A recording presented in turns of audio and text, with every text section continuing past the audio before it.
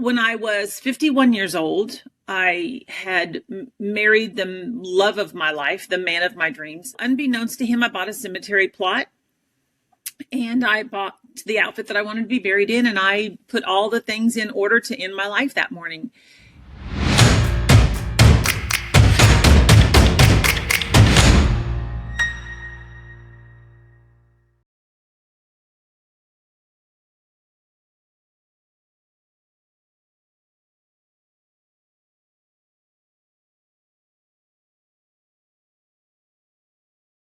As with most survivors of trauma, long-term, short-term, whatever, mine was long-term, I didn't let people know that it was dark for me. And so I can put on this perfect smile and people can say, "How are you?" And I can say, "I'm fine, thank you. How are you?" When I was 51 years old, I had married the love of my life, the man of my dreams, not my children's father. I think I was 49 when I married him. He spent a lot of time learning about, he knew all about my past before we got married. He spent a lot of time learning about mental health and complex PTSD and all the things that are Sherrie. But when I was, and I was treading water, I wasn't drowning as I had been, but I was just basically treading water. And when I was 51, Gary, that's my husband, took a job in Corpus Christi, Texas. And we left Kansas City, which was home. And I left my children. Now, my children were grown, but nonetheless, I left my children and my job and my friends. And Gary was taking this great job for a year in Corpus Christi. We rented a little condo on the beach. And the change was so detrimental to my mental health that I couldn't take it anymore. And I decided at that point that there were things worse than dying, and living at that point for me was worse than dying could ever be. I felt like I had fought every single day for 51 years just to breathe, just to exist, just to somehow try to fit in, although I really didn't fit in anywhere. I could be whoever you want me to be. I can be the PTA mom. I can be the Sunday school teacher. I can be whoever. You just tell me who you want me to be and I'll be that. But I couldn't find myself buried underneath all of this layers and layers of trauma and abuse. And so I made a plan. And as you know, trauma victims often live from plan to plan to plan, because otherwise we couldn't survive if we weren't working a plan of some sort. And I knew that Gary would leave at 8:15 to go to work, and he would come home at 7:45 to go to work. He would come home at 12:15.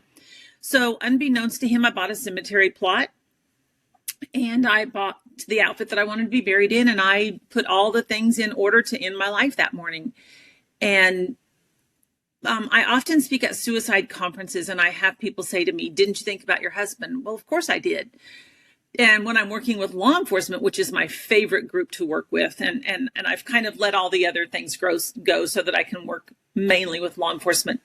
And I always say, "What do you think I thought?" And they always get the answer spot on. "You thought he'd be better off." Absolutely. I thought he'd be sad for a hot minute, but then he would find somebody that could love the way that he loves. And so a lot of things happened that morning. And obviously that was another plan of mine that didn't come to fruition. And now I'm very thankful. But it took me a couple of days to tell Gary, because I knew he was going to be devastated that he had missed that my mental health had gotten so bad that he had missed it. But after I did tell him, that was when I decided that once and for all, I was going to take my power back from my father and from my children's father.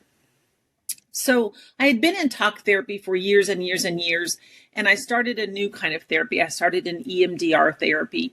And at the time, there wasn't anyone in Corpus. I live in Corpus Christi. There wasn't anyone doing that here. The closest was in San Antonio, which is 2 hours each way. So because it was such a long drive, my EMDR therapist said, let's do 2 and 3 hour sessions, and then once a week, so that we can make your time, or every other week. So Gary would take off work every afternoon and drive me there, wait in the car while I did a 2 and 3 hour session, and then drive me back. And it's the most exhausting thing I've ever done. But it was through EMDR that I found the power and the strength to begin to take my life back and to begin to find me and to uncover under all of this toxicness that was there. And that was really when I stopped treading water, and when I realized I'm not going to let my father's actions don't get to define me. Growing up, my father told me who I was. I'm dumb, stupid, worthless, fat, ugly. And I believed those things because I was told them all the time. And then add to that victims of incest are filled with shame, guilt, and humiliation. So I have all these layers of what people have told me that I am. And I believed that. I believed that I was too stupid to do anything. Even though I had a job and I was an EMT and I provided for myself. But that was when I really began to realize that I'm not going to wear these labels. I'm not going to take these labels anymore that other people have put on me. And I'm going to show you that I can be strong and powerful and I can move past this. And not only can I move past it, but watch me, I'm going to help other people move past their own. And I'm going to use this, and I'm going to educate people that need to understand from a victim's point of view. And there's something so magical and wonderful about this healing process and what comes out on the other side. And there's more you, and there's bigger and what you'll do, and the audience, the people that you will touch. And every single time I speak, doesn't matter if it's for NAMI or housing or at a college or law enforcement, every single time someone comes up to me and says, you just told my story. I had a lady not very long ago, and she said she was not in law enforcement. She was in housing. Sometimes I'll do some public housing work because sexual assault within public housing communities is sky high. But the sad thing is public housing CEOs and EDs don't want to talk about that. They don't have a plan, but they don't want to talk about it. But I had a lady come up to me, and she said, I'm 75 years old, and I have never told my story, ever. And you just told it for me. And so my hope is for her that even at 75, that's a place for her to jump off and start. The only thing worse than living with this guilt, shame, and humiliation for 75 years is 75 years in one day. So it doesn't matter how old you are, just start pulling back your strength. And so it happens everywhere I go. In fact, it happens so much that I start out with a trigger warning, and I say, I'm going to trigger somebody. I know I am, because it happens everywhere I go. So I kind of give them a heads up, and I'll be talking in there. I will see women and men. The men will come up to me in private afterwards, but I'll see women, wiping tears from their eyes. And I know that I'm hitting a place that they've never allowed healing, and they've never allowed anybody in, and they've let the guilt and the shame and the humiliation just kind of make a little shield around that and wall that off. And so it's every single time you tell your story or you talk and encourage somebody, you're helping somebody else start you're giving them hope. I think my last place to make peace with myself was my suicide attempt, because I felt so guilty. But I talk about that now, especially when I'm working with law enforcement, because I need them to understand that my father's abuse stopped when I was 17, when I got married when I was in high school. But at 51, I tried to kill myself. So trauma isn't short. When it's over, it's just beginning. And when the sexual assault is over, if you're a college student, it's just beginning. And so I need them to understand that the depths and the length of which it is. And so that's why I tell them a snippet of my suicide story. And from 17 to 51, girl, what were you doing? Why weren't you healing yourself? Well, I was kind of for a bit of it, but it was the move. And I had no idea. And certainly Gary had no idea that would be such a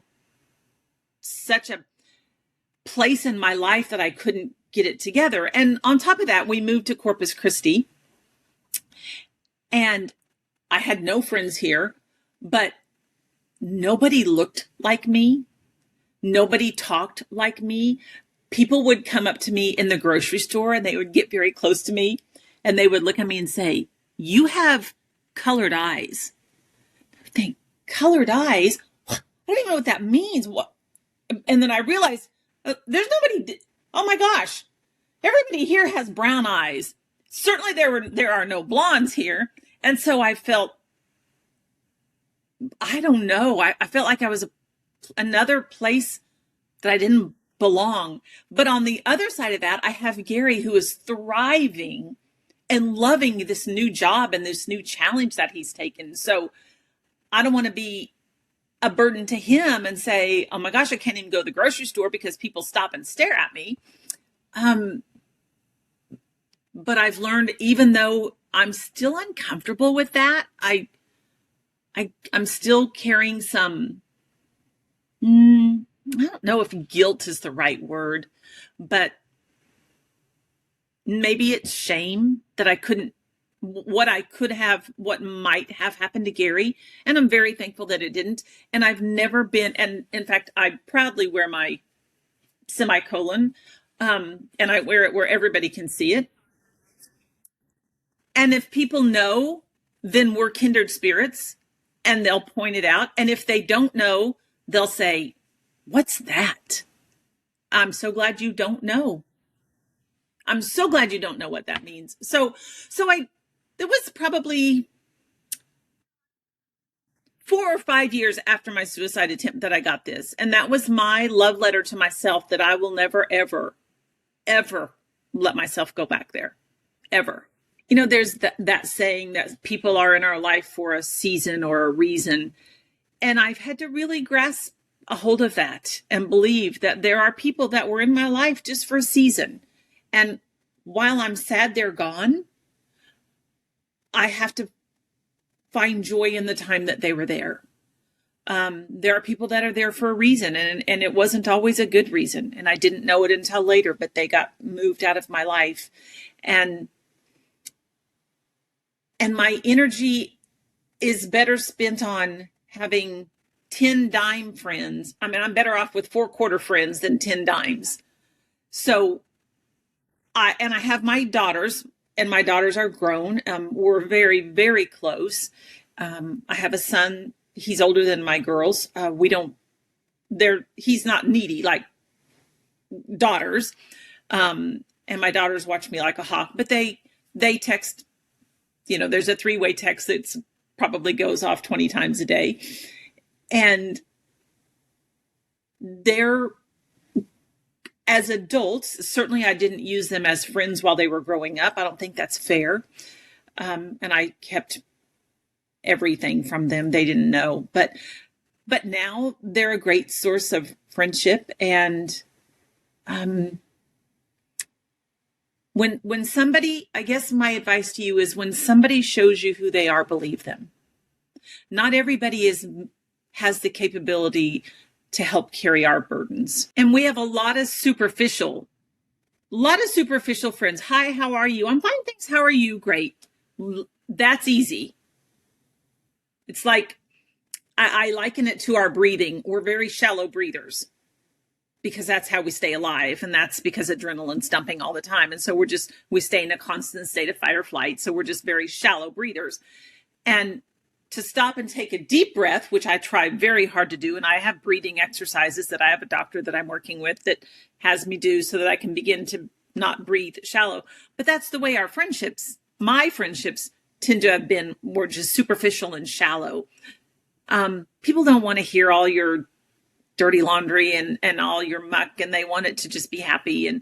But there are people that are there for the long haul, and it lets you take a deep breath and think they're not going to leave. And whether they've been through what we've been through or not.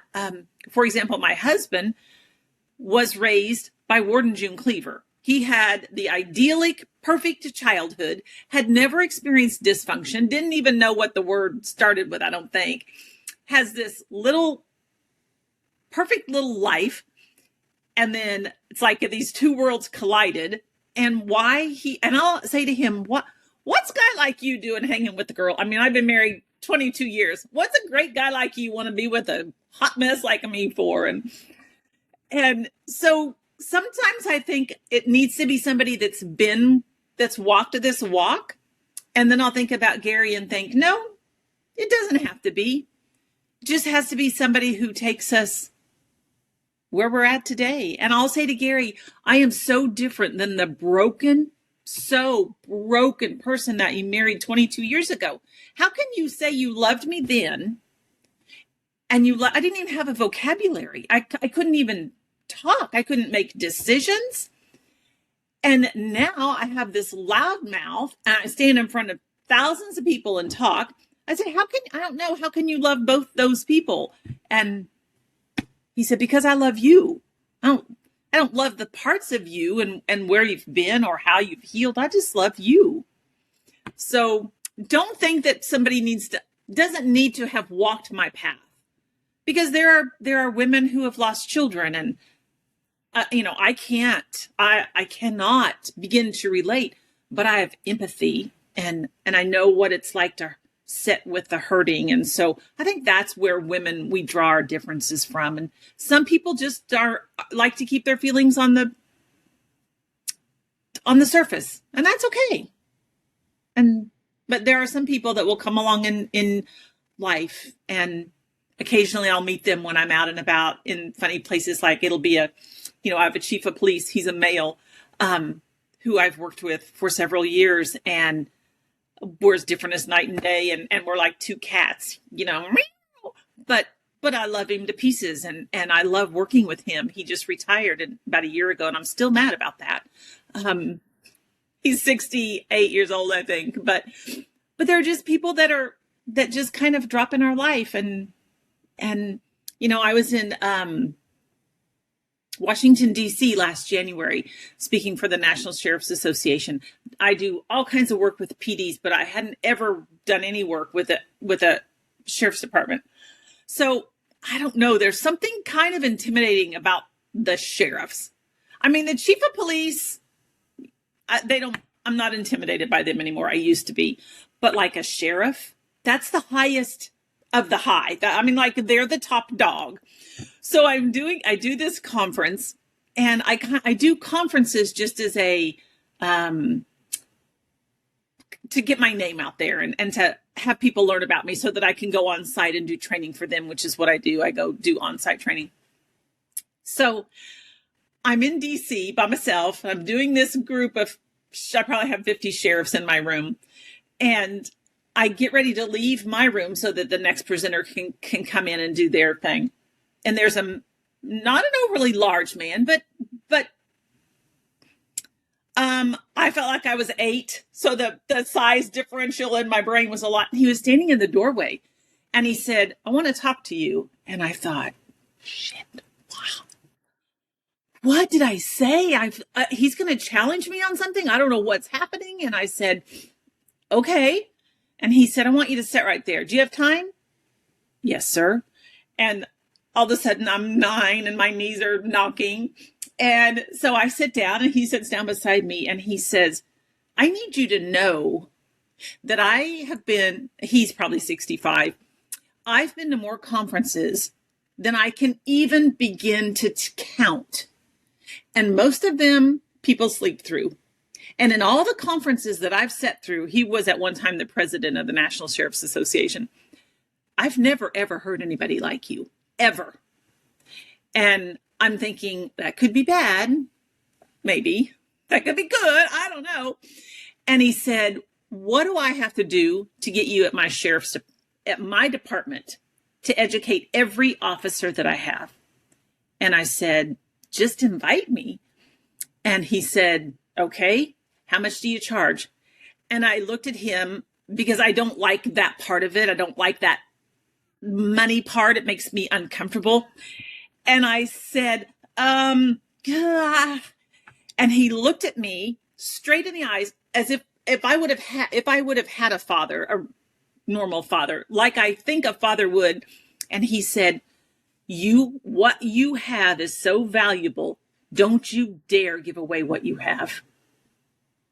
Whatever you charge, you're worth every penny. Don't you dare charge less than $500 an hour. And I said, I'm a nobody.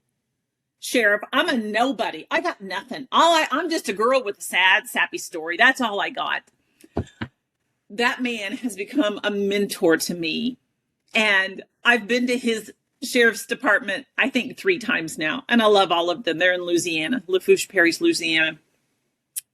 He'll never know. And I've told him, I said, you spoke life to me like no one's ever, although Gary tells me all the time, you're amazing. You're everywhere I go. People, but it was so different. I said, you spoke life to me.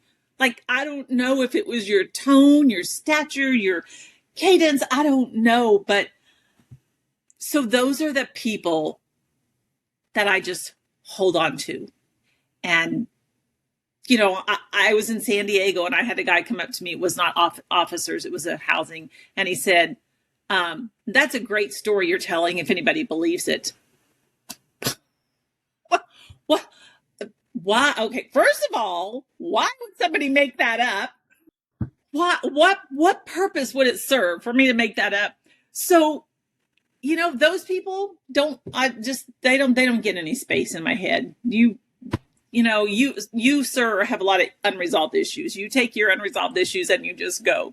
And then the people like the sheriff that I met, whom I love, those people I'm learning to, you know, 5 years ago, I would have said, are you crazy? Don't be saying stuff like that to me. And I could not have received it. But now I'm learning, and I think that's really hard, is to learn to receive. If you insult me, I'm saying, you're right, girl. I'm crazy. I'm screwed up. I'm a hot mess. I can't keep a train of thought. Yep, all those things are me. But if you would say to me, oh my gosh, you're excellent at what you do, I'd say, no, I'm not. I'm just, So learn to receive. I think what I'm trying to tell you is learn to receive those people. For the most part, are genuine. Receive that and take that and say, you know what? My sheriff is right. What I have to offer is invaluable. You can't find it in a book. You can't learn about it. You can't read about it. You can't take a test about it. You just have to live it. And now this man that I admire so much started immediately referring to me as a subject matter expert. And I said, I'm not a subject matter expert. I'm just a girl with a sappy story. And now people call me that. So I actually Googled it. What the heck is a subject matter expert? And I said to Gary, I didn't go to school. People can't be calling me something I'm not. That's like false advertising. So I Googled subject matter expert because there's in my brain, there must be a king or someone that comes and, taps you on each shoulder and says, okay, you're a subject matter expert. But I Googled it and I thought, oh my gosh, I'm a subject matter expert. I had no idea. And so now I get to put that on my bio and on my information. And I'm a subject matter expert with lived experience. But I didn't know that. I didn't know that until some sheriff said, you're a subject matter expert. I am? I thought I was stupid, dumb, worthless, ignorant, would never amount to anything. Oh, and ugly and fat. Let's don't forget all the things. So, let's make sure I get them all. So those are the people, even though I don't see them every day, there are people out there that breathe life into us that might not be in our community or in our town, but like with you, I can tell you're somebody that I want, even though I'm not going to get to go have coffee with you tomorrow. I want you in my, you breathe life into me. And I want to breathe life into you. I was working at a college in Georgia, speaking to the student body. Sexual assault on a college campus has risen 1,000% in the last 5 years, but we can't talk about it because, it makes us uncomfortable.